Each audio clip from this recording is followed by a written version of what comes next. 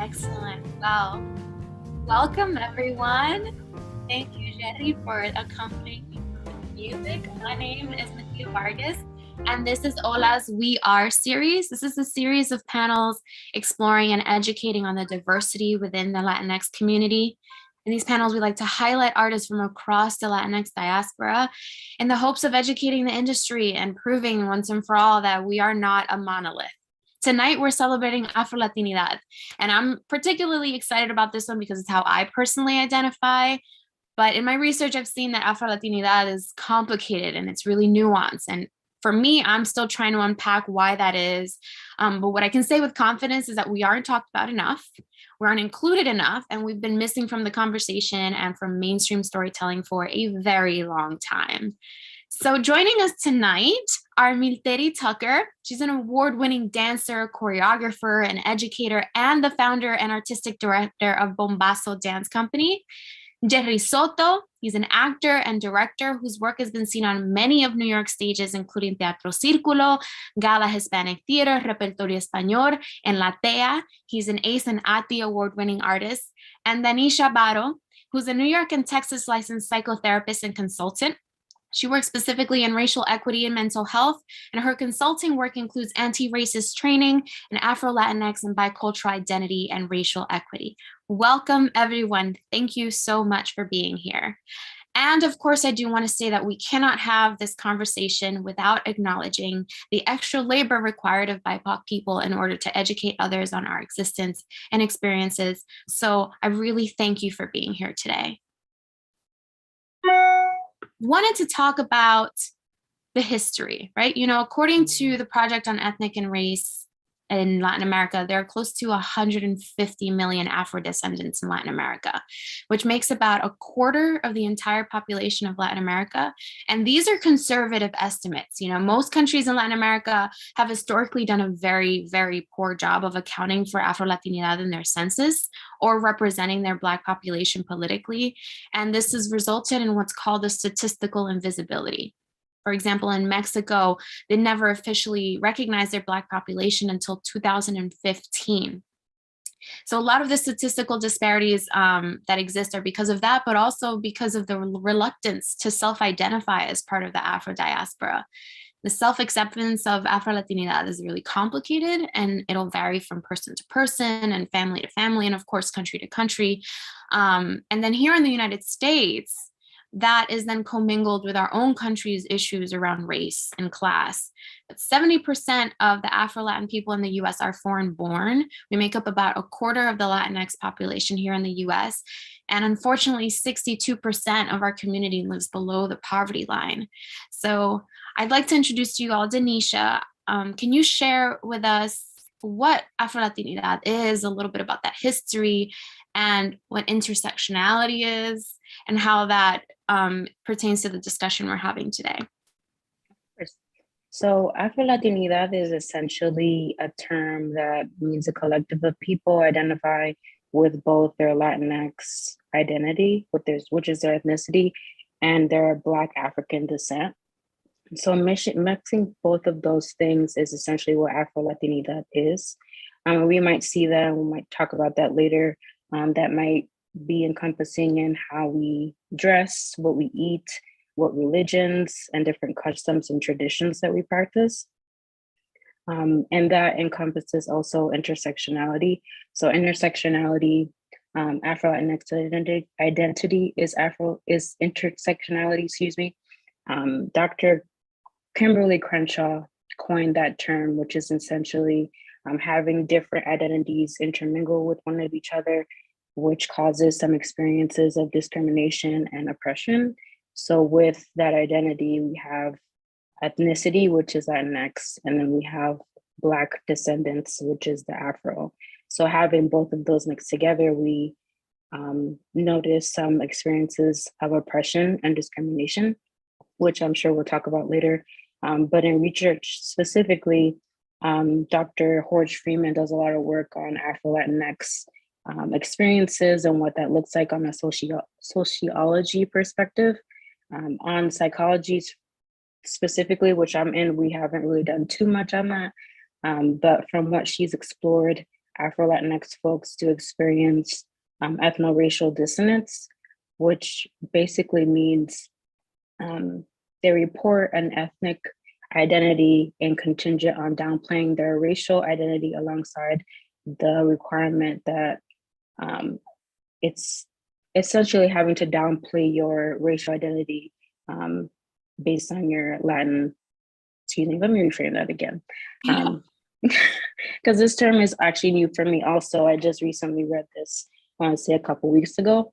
But it's essentially saying that you're not Latin enough or Latinx enough because of your Blackness. So essentially you have to downplay your Blackness to say that you're Latin or Latinx descendant. So essentially that's what that means. But all this is important because from history and from a historical standpoint, we see that Blackness has been erased in many different forms.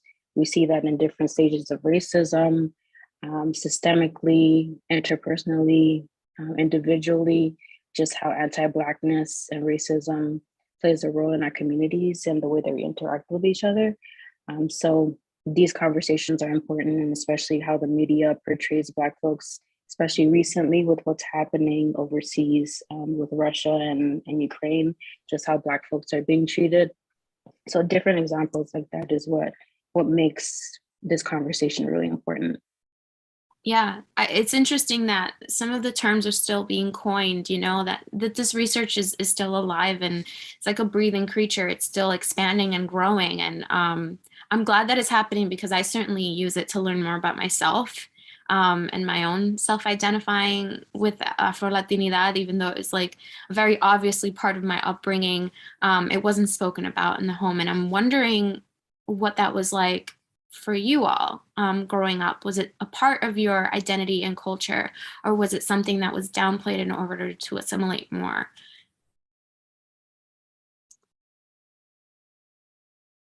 Hey, Jerry. I'll start, no problem. Yeah. First of all, thank you for having me here, and thank you for having this, uncomfortable, difficult, necessary conversation. I'll say this. I grew up in Puerto Rico. I moved to New York when I was 28 years old. And this is a very important conversation for me because I grew up, one, identifying as a Black person, and especially in Puerto Rico with the sun, I'm even darker than in New York, like something I learned when I moved. So I've never identified as brown. I want to say a couple of things about that. In my upbringing, one, that the fact that the color of my skin was seen as less was very prevalent for me since I was a kid. It was obvious in the way I was treated, in the conversations, in the language of the island, the way that the word negro, for example, is used in Puerto Rico and most of Latin America, dare I say, is derogatory. Mm-hmm. It's to imply that this person is less. And I went through all the things of, like, I heard all my life, oh, he's negro, but he's lindo, or stuff like that. Or like I had my first girlfriend, her mom would say hi to me. And when we became like boyfriend and girlfriend, she stopped saying hi to me. She was like, because she didn't want a Black person in her family.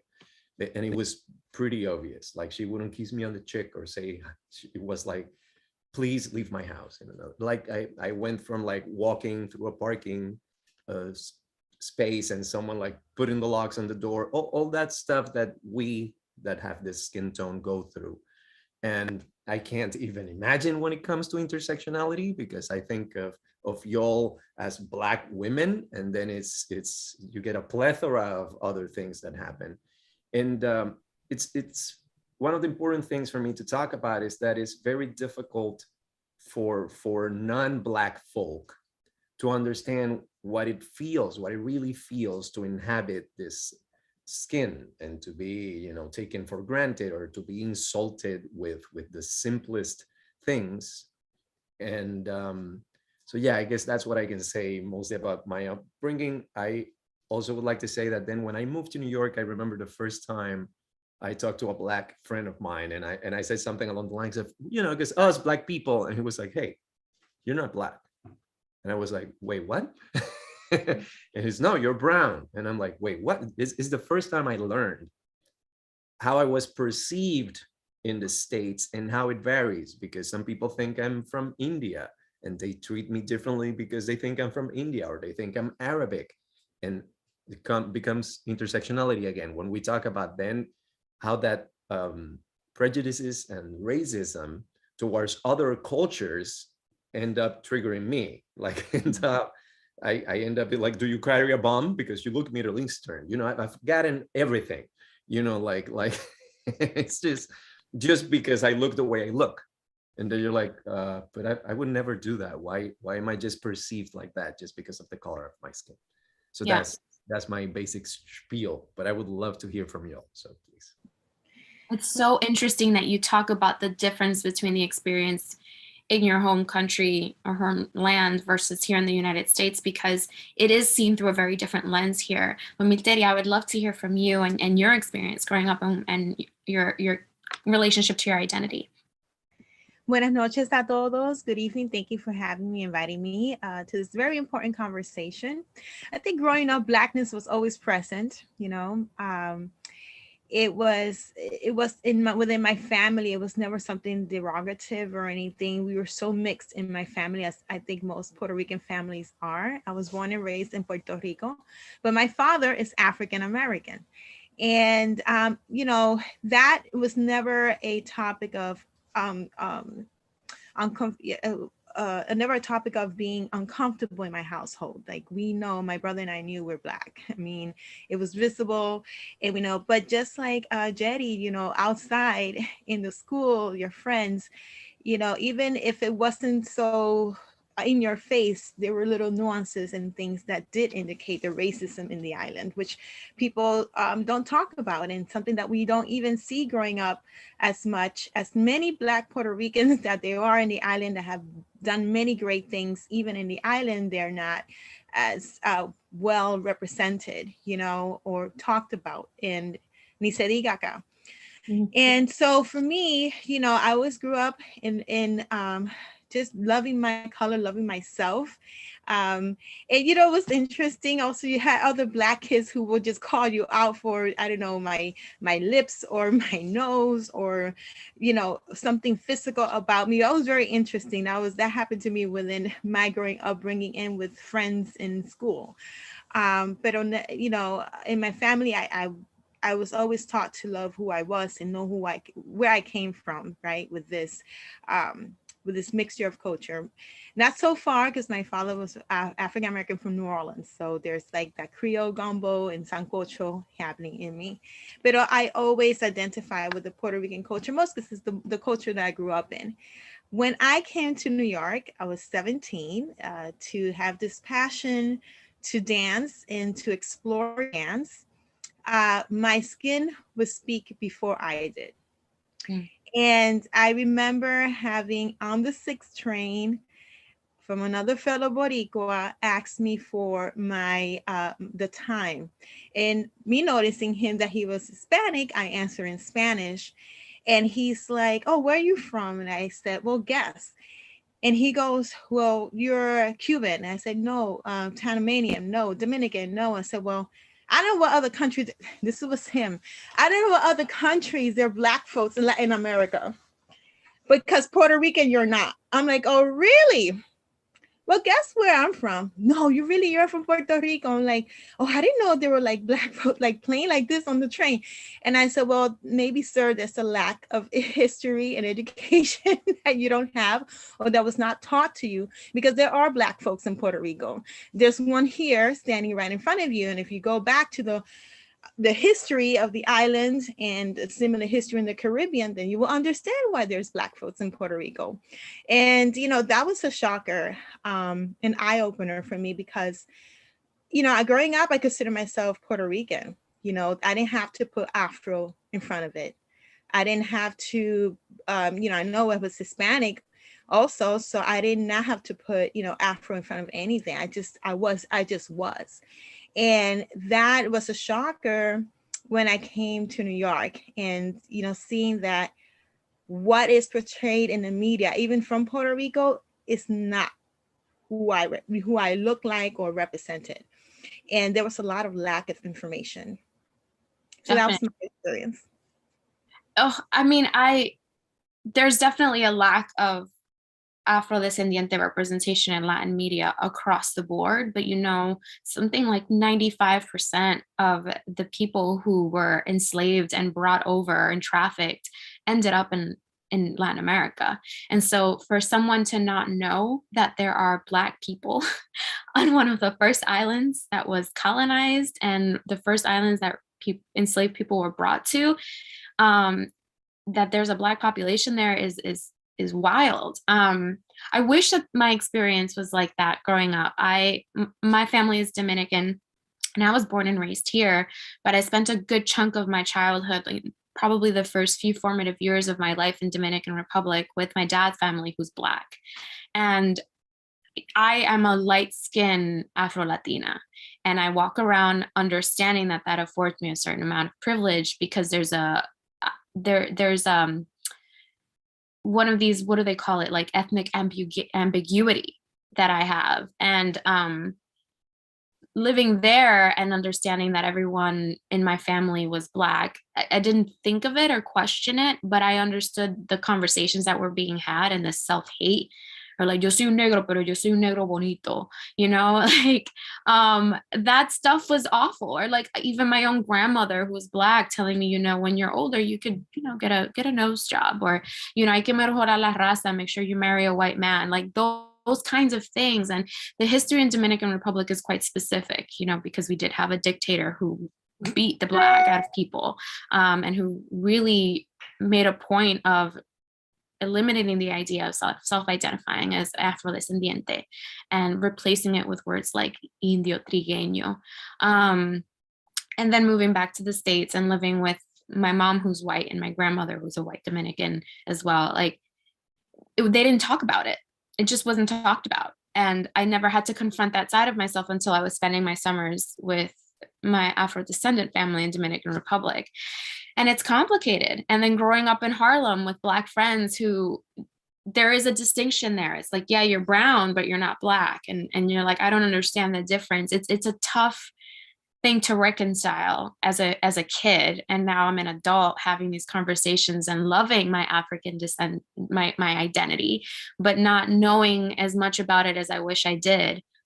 So it heartens me to hear that you both grew up in an environment where that was loved and encouraged. Let's talk a little bit about the fact that in Latin America and media, we literally just don't exist. I never saw myself on Telemundo and Univision. And I knew as a kid, I was like, I want to be an actor. And I remember I told my mom, they had these commercials with like Pasarela or whatever it was. And I'm like, I want to do that. And she was like, girl, but like, that's for like little white kids. Like, they're not really looking for kids like you. My own mother knew. And I had an awareness of that, because I would watch TV and there were no kids like me on there. It certainly wasn't in the novelas that I was watching. I ended up still doing this. So thankfully I didn't think it was enough to limit me, but what was that like for you? I remember the only telenovela for children at that time, maybe Jerry, you may know, it was Carusel. And there was this one Black kid who was always made to feel less than because he was in love with, the main girl, and she was white.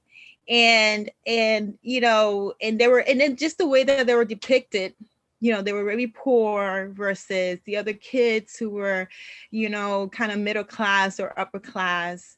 That was the only time I think, I grew up watching telenovelas. I mean, what Spanish household does not watch a telenovela?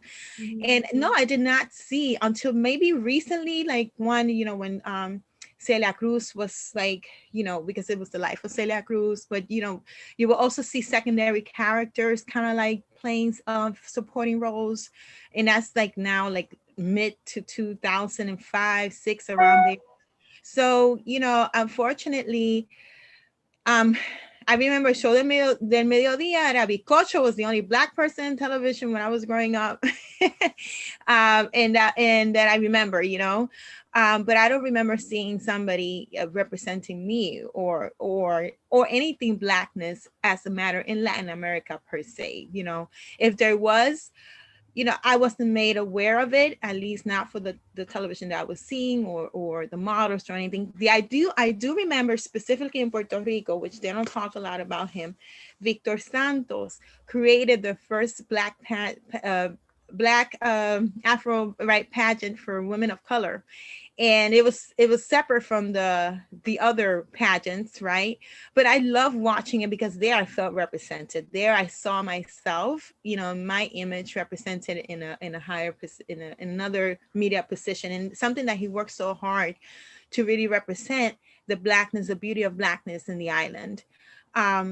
Pero other than that, no, you know, nothing.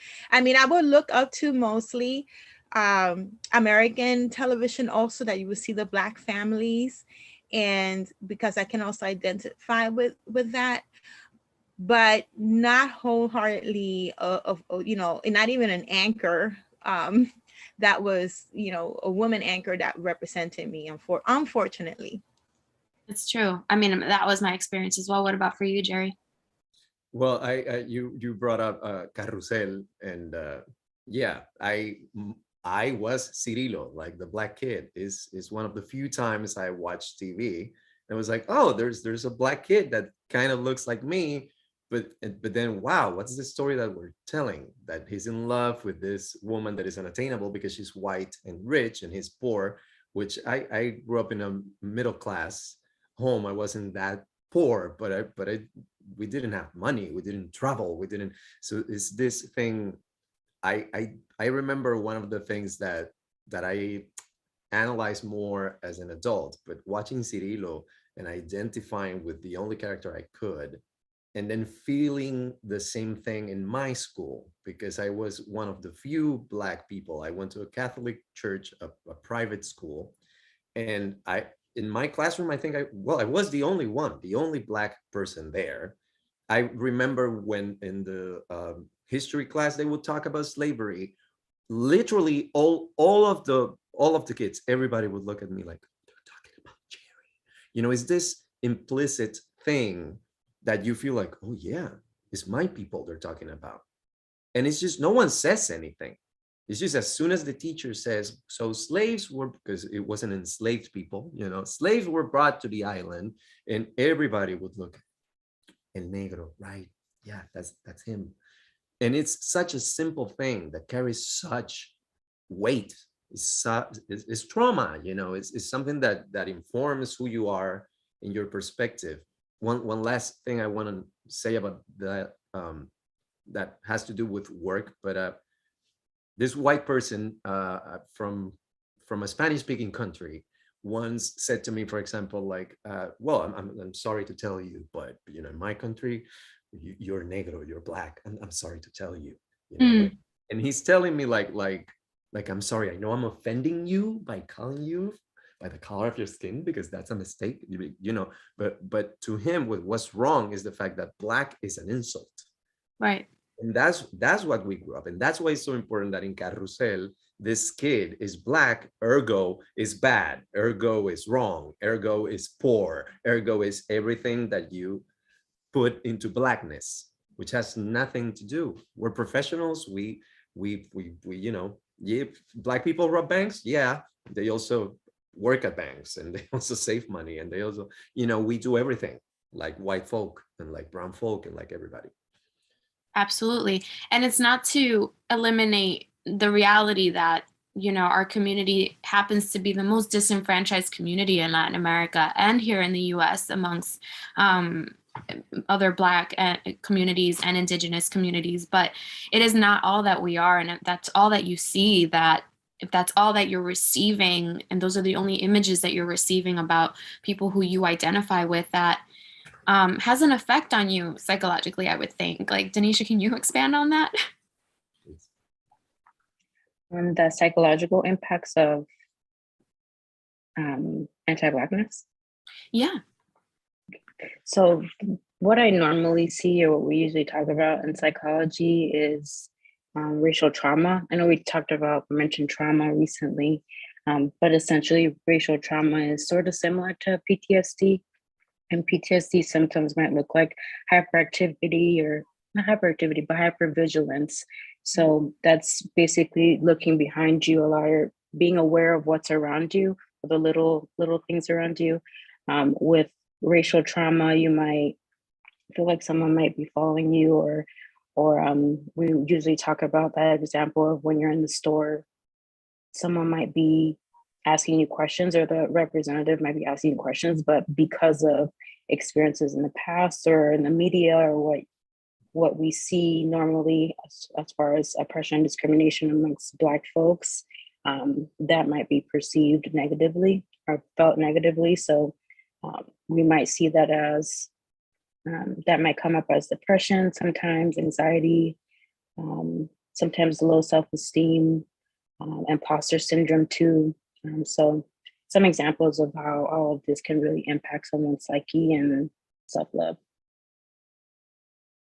That's a lot to carry around. And certainly I've seen a lot of those things amongst my friends and family members and community. And I know imposter syndrome comes up a lot as well. And anxiety, I'm sure, is a part of it. And I wonder, then shifting the perspective to representation here, I didn't grow up, I grew up watching a lot of telenovelas, of course, but I was also watching a lot of American television, and the stuff that I identified with was like, Family Matters. And a lot of there was this small period of time where all of these iconic Black American shows were on television, and it didn't last long enough, but it was just enough that there are so many little cultural similarities that are rooted in our Afro descendants, that existed within these family dynamics as well. That was so delicious to watch. But I was starved for Latinx representation in media and in television. And what is that like for you as artists entering into the American market? And what challenges came up for you? Well, I remember when I went to my first audition in New York, and they were looking for Hispanics. And when I went in, I was the only Black girl. And it felt uncomfortable, right? Because, I didn't know what they were looking for.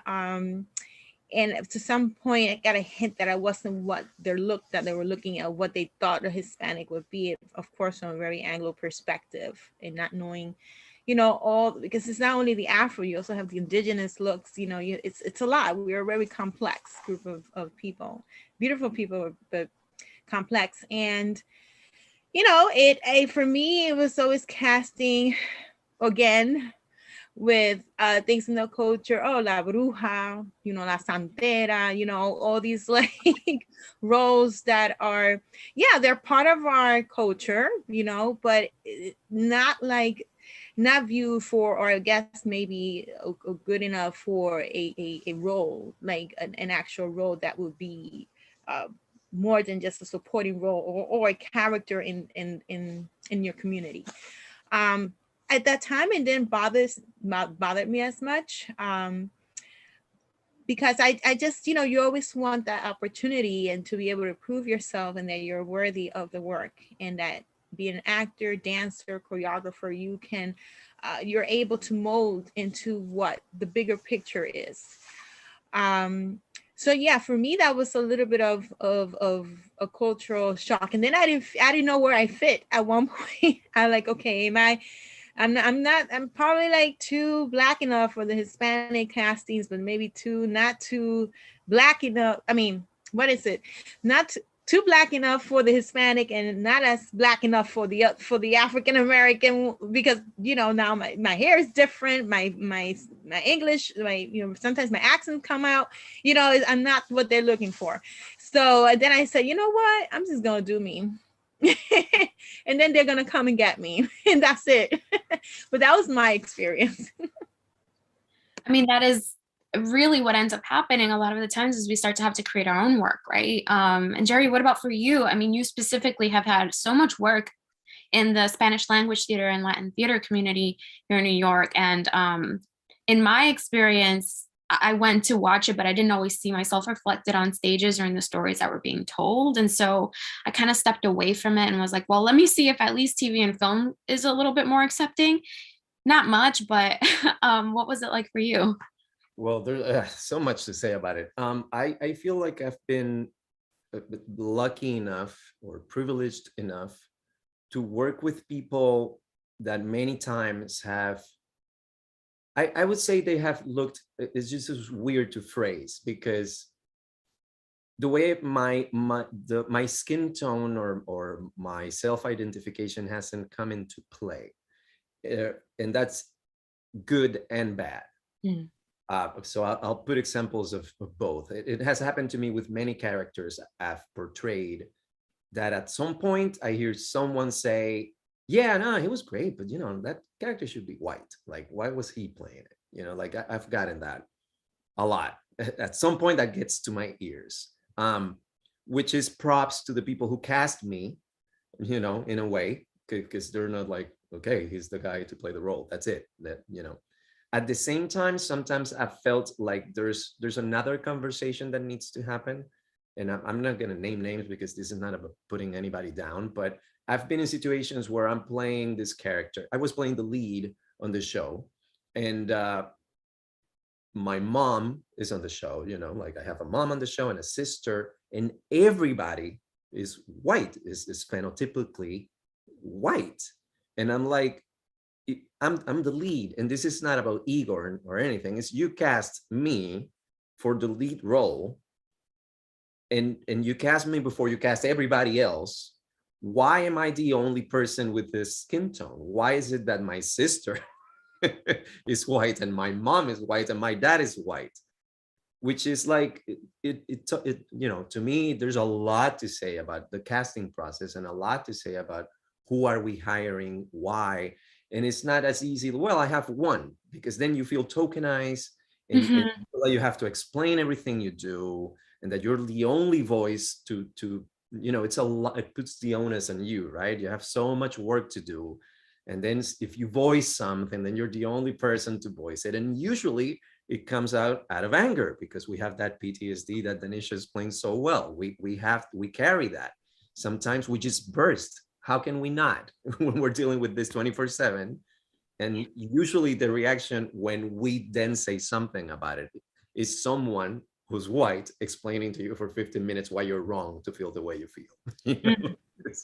So it's I don't know. So there's good and bad in it.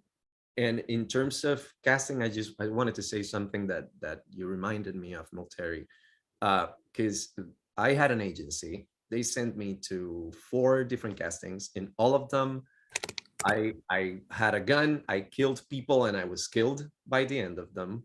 When I met with them, they told me, you smile so much, you're such a nice guy, but we need to see the bad. We're looking, because most characters are a-holes. They said the whole word. But what they're telling me is, we're gonna get you work as a bad guy. The way you look, you're not going to be the romantic lead. We're not going to submit you for that.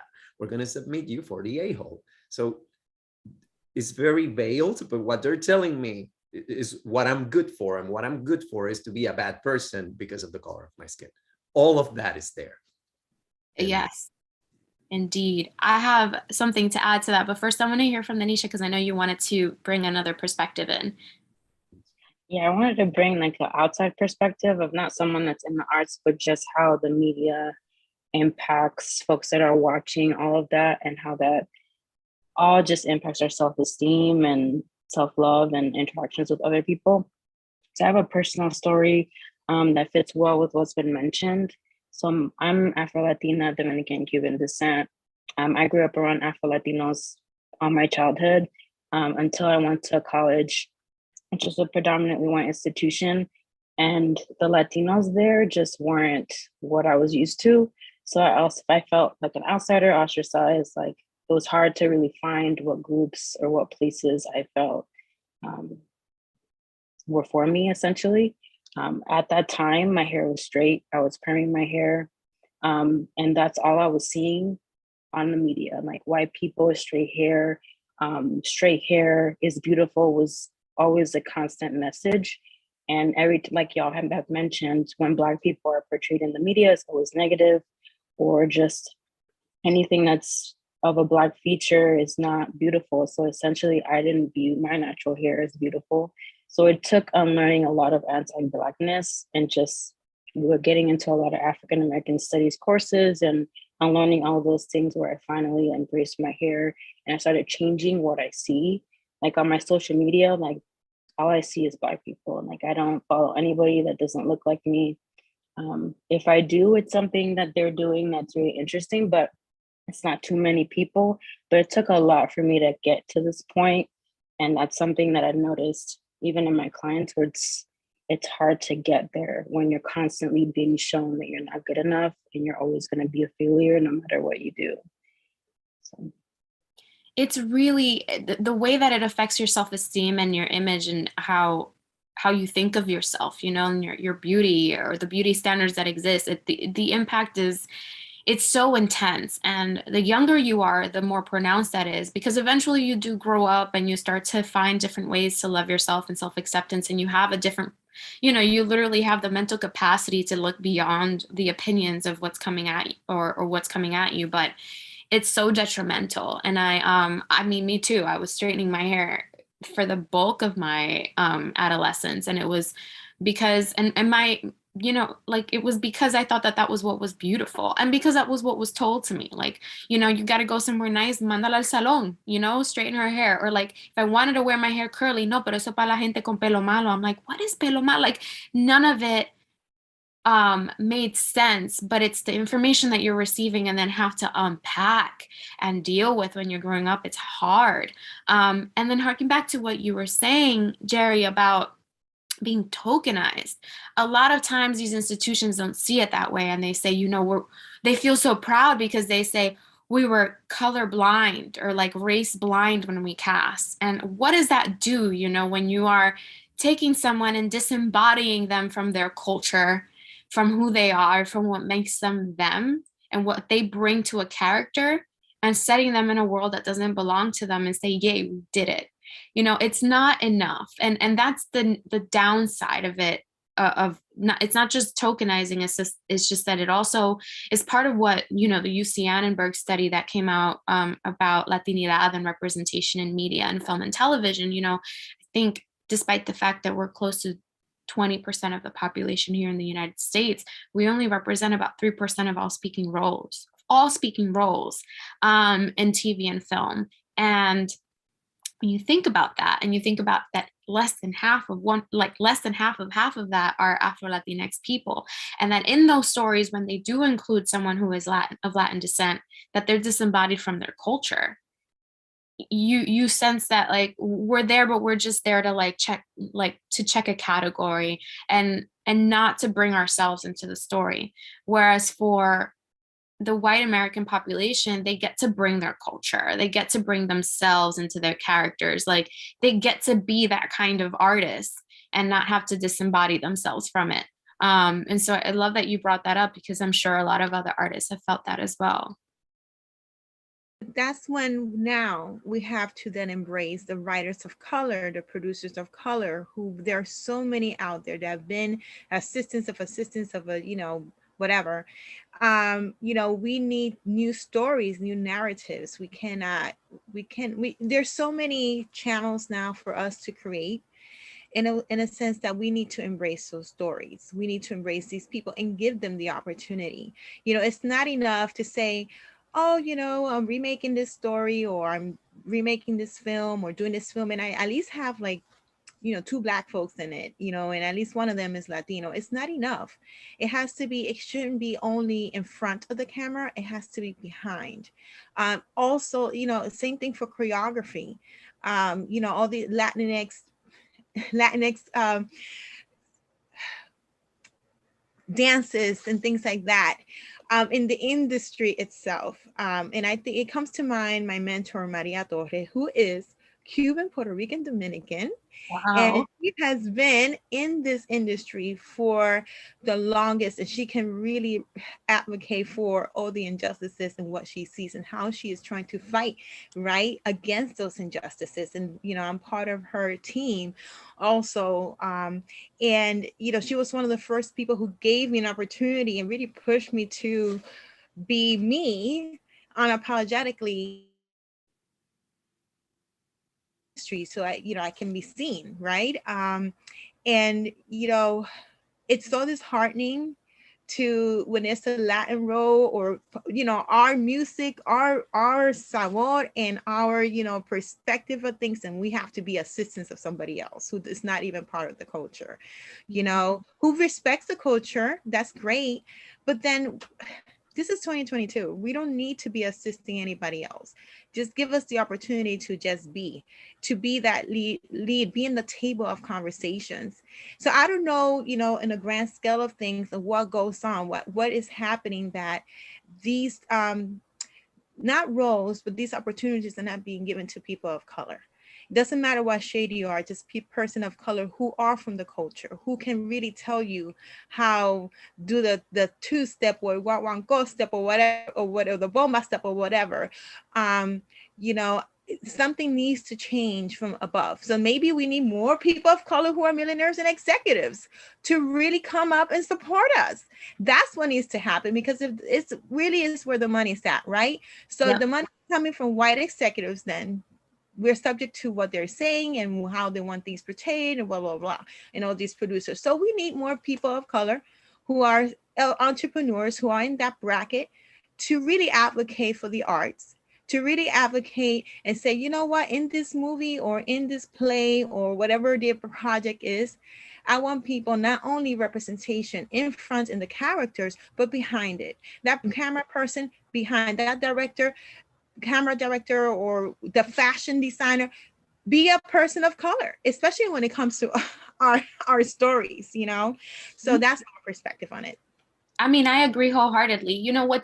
What's reality is that people work with who they know, and they entrust people with what they feel comfortable with, right? And so if you have a white executive coming and trying to make a decision about who they're going to hand over these millions of dollars or thousands of dollars at whatever level, who they're going to hand this money off of to take control of a project, they're going to give it to the person that they feel like looks like them, right? Because that's who they will inherently trust. And so if we're not in those positions of power, or if when we are, we're not being intentional about who we hire, then there's no impact, because we do make it sometimes, right? Of course, like there are people who look like us that are doing exceptionally well, but are they turning around and then being intentional about who they hire?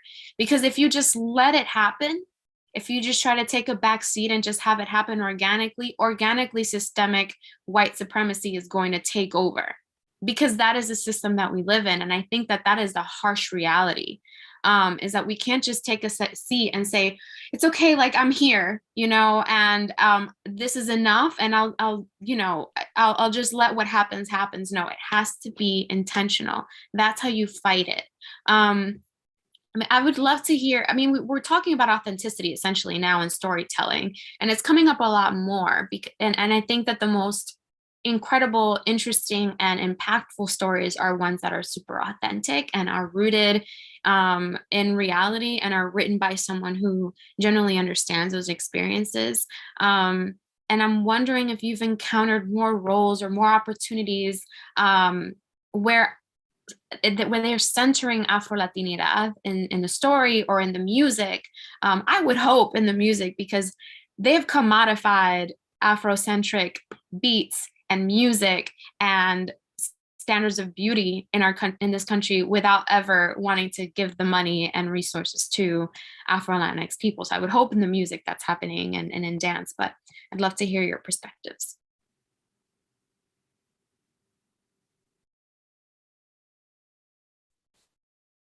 Okay, I'll take the baton then. Well, there's so many things that are coming to mind. I've okay, growing up watching TV like everybody, one of the things that has always caught my attention, especially in the 90s and maybe early 2000s, is the fact that that there's rarely a mix of races. There's got to be something that's talked from one perspective alone. So I think that yes, we do need everything we've been talking about. Also, I would love to see a world that, well, I'm going to use my dog. Okay, sorry.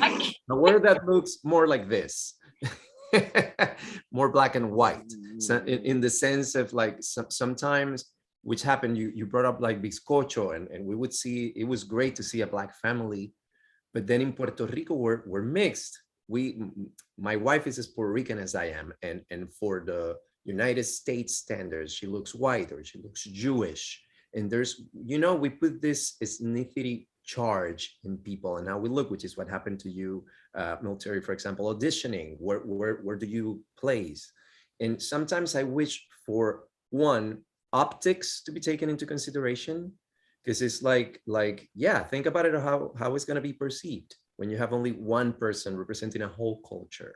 If you really want to do it, then have more than one, because also we come in very different shapes and sizes and colors, and we have very different opinions. So we're not a monolith. We cannot take care of it by ourselves in just one situation, one time.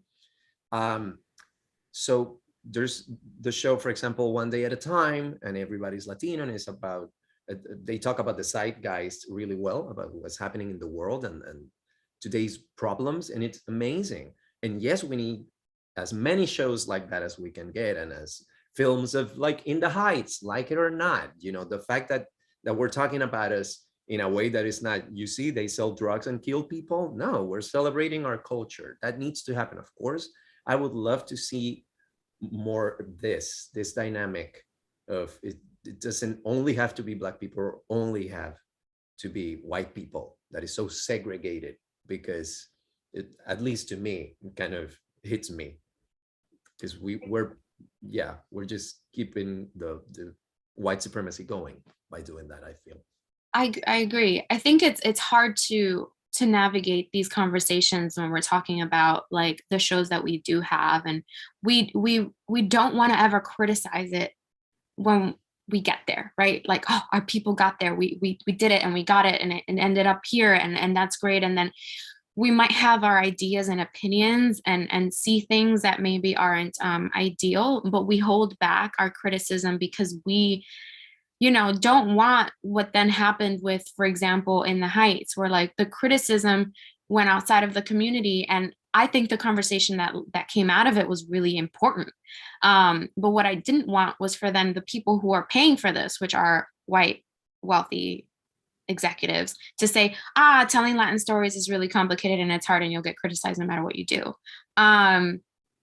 Okay, but it's not for you, do it because it's necessary. For example, One Day at a Time, I loved I saw so much of my upbringing in that series. I grew up with my mom and my grandma.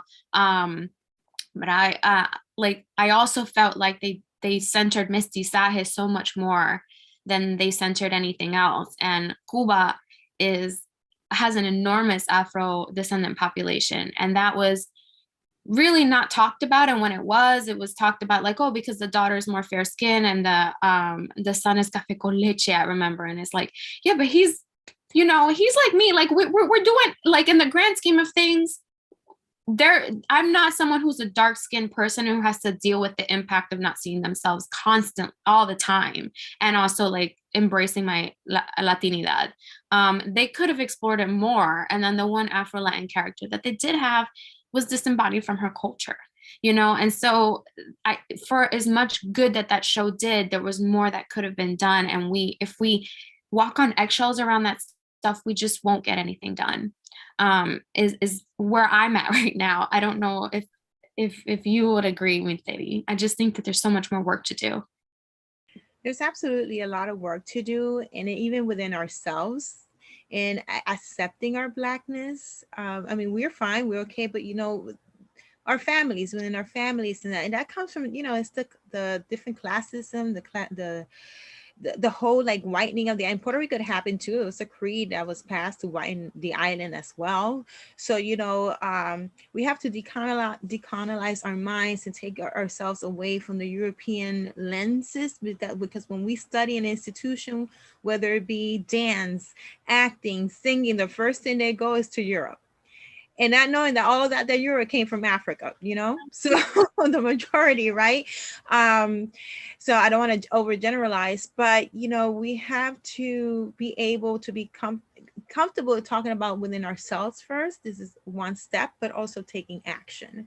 That's one of the things that I do with my organization. So when I did not feel represented, or I was just getting the jobs and not really what I wanted, I said, I need to advocate for myself and my culture and what this is, because there was, again, a lack of knowledge of what Black Puerto Ricans are, or what is that culture. Even in Puerto Rico, even 20 years ago, that wasn't a thing. Now it's a thing, right? After everything that we've been through, it's cool and it's nice. And yes, we have to diversify, but meanwhile, we've been trying to diversify for the longest of time. And so, Bombazo Dance Company is bringing forth the African heritage of Puerto Rico, but not only Puerto Rico, because we're in a melting pot in New York City, and you are going to be Dominican and Puerto Rican, Dominican and Cuban and Jamaican. For the community, when we give our classes here, community is a quenching of thirst of, I'm for the first time embracing my Afro-Latinidad and learning about this, where my parents did not talk about it because of the stigma that Blackness had. So we're trying to break esas cadenas, that to those thoughts, because I even teach in the senior centers, and they're that generation of our abuelas, and that mentality, and it has been so wonderful to see how they're also embracing it and said, I've never had the opportunity, because I always thought that esto tenía que ver con el santerismo, yeah. And I said, well, spirituality is one thing, but your the food that te gusta la capurria, but you guess what? Te gusta mango, guess what? So it's very beautiful to see the intergenerational, how they're accepting, how they're experiencing, and how they're also doing their part in ensuring that their next generation know who they are completely, and not just one part of it. And it has to start from home. Como dicen, la educación empieza en la casa. It has to start from home. And that's one of the things that, I pride myself in my organization and the work that I do, but also in choreography and what I represent. Again, my skin color, my skin is going to speak before I do. So I have to be on point and clear and know where I come from in order to lead, right, these producers. And when it comes to the table and my opportunity, I'm going to be able to, say, well, great, I want to work with this person, or this person needs to know or experience this. We have to be leaders even when we're given these opportunities, and know when to say no when we think that it doesn't fit with our mission and goals. So and yeah, that's my point of view. Hi, thank you for what you do. Thank you all for your labor, because this is hard work, and it is exhausting, and it's emotional. And, Denisha, I would love to hear what you think. I know a lot of arts organizations, specifically Latinx arts organizations, but more broad. But we ourselves, HOLA, are specifically Hispanic, but a Latinx organization. What can we do in order to educate our membership and to be more anti-racist? Military mentioned a lot of what needs to happen initially. It's a lot of self-work. I think that's the biggest start to any organization, to really have those difficult conversations, and it's going to be uncomfortable, and that's okay. These aren't going to be fun conversations, and if these conversations are had, this will be a good start to dismantling racism and unlearning a lot of those things that we're trying to dismantle. But essentially, it does start individually and what that self-awareness looks like. So what those messages are, how you treat yourself, how you treat other people, and then looking at a macro level, how is this organization as a whole systemically? What are the policies? What are we doing with each other? outside of what we have to do with our goals. I know some organizations like to have an anti-racist committee that has goals, and then they check periodically to see how the organization's doing, but essentially there needs to be some type of internal work and then work that's done together to dismantle all of this. Absolutely. But I think it's also, I think within organizations like HOLA, is reaching out to the community itself and having actors and dancers and producers, directors, engage and have the experience of what this is, whether it's through food, through other playwrights or dance, for example, workshops that maybe are professional development workshops, right? Because there's so many out there, so many things out there. Like I mentioned before, I started the festival, the Bronx Dance Festival, because I wanted people to understand that it's not just the Afro-Boricuanos that we do, how we are connected, because my company is as diverse as the Afro-Latinx in Caribbean culture.